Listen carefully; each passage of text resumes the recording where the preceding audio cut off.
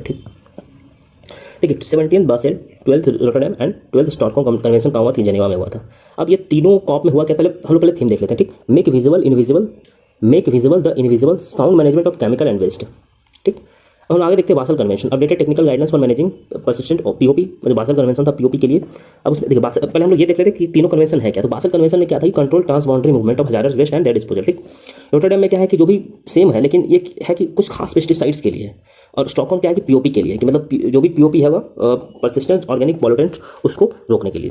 तो उसी में क्या है कि डिफरेंट जैसे रोटरडैम कन्वेंशन में क्या हुआ कि कार्बोसल्फेन जो एक पेस्टिसाइड है और फेंथियोन, इनको एक्सेप्ट मतलब उसमें डाला गया है उस कन्वेंशन में कि इन सब पे भी अब रिस्ट्रिक्शंस रहेगा। यूँ ही जो स्टॉकहोम कन्वेंशन है वहाँ उसमें ऐड किया गया कि क्लोरोपायरोफियोस जो कि एक पेस्टिसाइड है उसको स्टॉकहोम कन्वेंशन में डाला गया है। ठीक, इंपॉर्टेंट है, अब नाम याद है। लायन सेंसस भी हाल फिलहाल में हुआ था, तुम्हें बताया गया कि जो लाइन है कितना हो गया, तो 891 हो गया है।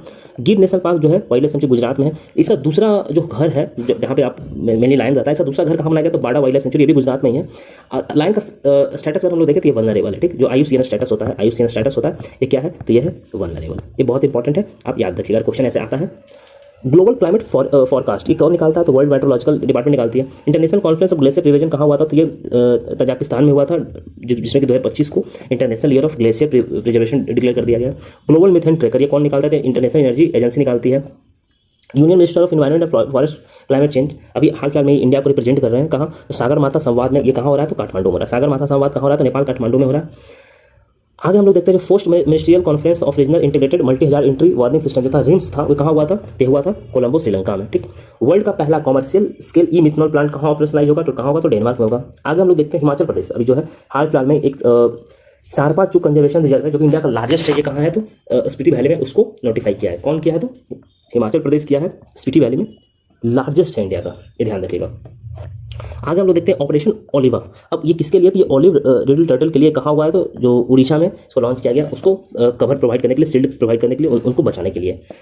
वन शक्ति वर्सेस यूनियन ऑफ इंडिया एक केस है। इसमें सुप्रीम कोर्ट बोला है कि जो भी मतलब कि x post facto environmental clearance दिया गया माइनिंग प्रोजेक्ट के लिए, उस पर मतलब उसका नोटिफिकेशन को खत्म करने के लिए उस पर एक्शन के लिए बात किया गया। आगे मतलब आप केस याद रख सकते हैं, नॉट दैट मच इंपॉर्टेंट। आगे हम लोग देखते हैं कि राजस्थान है पहला स्टेट बना है जो कि चीता कंजर्वेशन के लिए मध्य प्रदेश के साथ कॉरिडोर बनाएगा। ये बहुत इंपॉर्टेंट है, पूछ देगा आपसे और आपको ऑप्शन दे देगा महाराष्ट्र, यूपी, हरियाणा, राजस्थान, ऐसे इन आपको राजस्थान पे मारना है। आप ऐसे नॉर्मली कंफ्यूजन आपको होगा कि छत्तीसगढ़ भी आपको लग सकता है, कि छत्तीसगढ़ भी हो सकता है कि छत्तीसगढ़ भी जंगल है, बॉर्डर है, बट ये किसने किया है? तो ये राजस्थान ने किया। अगर हम लोग कॉरिडोर देख ले तो Palpur Kuno national park to Gandhi Sagar sanctuary in Madhya Pradesh with Mukundra hill tiger reserve in Rajasthan. Technology, अब साइंस एंड टेक्नोलॉजी हम ये देखते हैं कि भारत जो भी हाल फिलहाल